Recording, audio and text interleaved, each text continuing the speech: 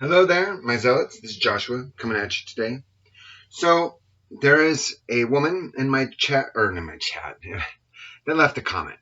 I was on I made a video with my wife and I on idolatry, and the premise of my comment or my video was to show that dwelling on things can make you idolatrous, and that TV, movies, books, anything fiction related, and not only that, but the pagan idols of old, which are also basically fiction. Anything that is a lie, we should not be dwelling on.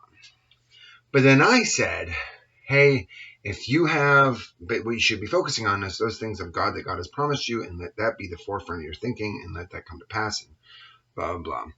Now, Naomi, as she is referred to, because I've known this woman for a very long time, she came in and she was very respectful, and she said, yes, I agree with all these other things, but I don't understand how this is a concept, because whatever you dwell on is what you worship. And if you're worshiping this thing that you've been wanting for a very long time, and it's distracting you from God, wouldn't that then also be considered idolatry? And I was like, she might have something here. Because you look at Abraham. Abraham, what he wanted more than anything was to have a child. He wanted a son. And even when he was really, really old, he never let go of this. He was at the core of his person. He was like, God is going to make this come to pass. And when God finally did, and he was ecstatic, and he was way too old. But he wanted to prove to God that God asked him to sacrifice his son. Because God wanted to know beyond a shadow of a doubt that this son that God had given him had not become an idol.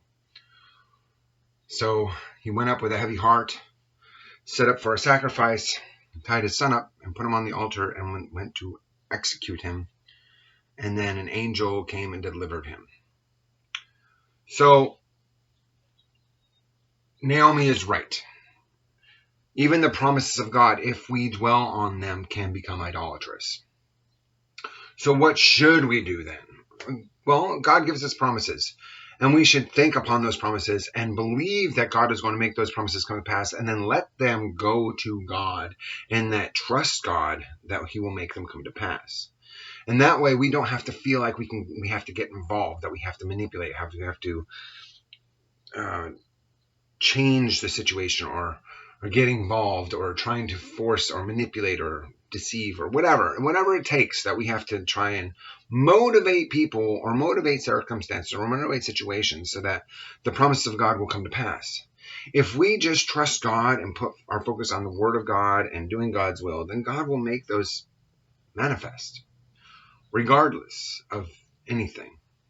And if it doesn't come to pass, then it wasn't of God. And if it comes to pass by your own volition, well, something else. But keep it as a focus. Believe it to be true, but don't dwell on it constantly. Dwelling on it, whenever it comes to pass, don't have a negative dwelling. Say, I have it. God's going to provide it. I'm just going to let it go and give it to God. And every time it comes into your heart, you say, God, I know I want this. I want this so bad.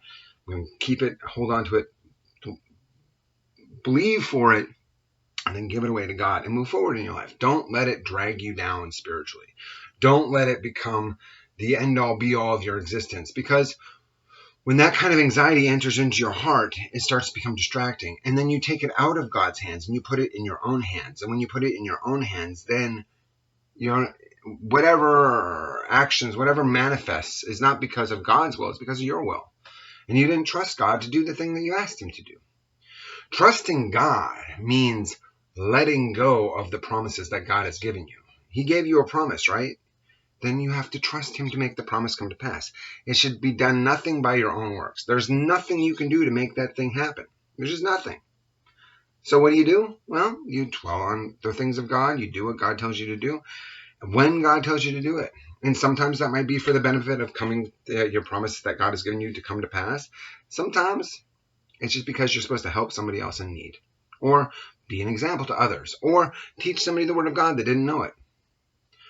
Regardless, our job is just obey God, and it's not God's job to obey us. So when we have something that we want, we just have to let it go and know that when God gives it to us, It's going to be the right time. And if it is a righteous desire, then God will make it manifest, and it's not going to be a problem. Anyway, I wanted to share that with you, and thank you, Naomi, for the correction. I appreciate it, and you have a blessed day. You know I love God because I love virtue, justice, salvation, joy, and destiny. You have a great day.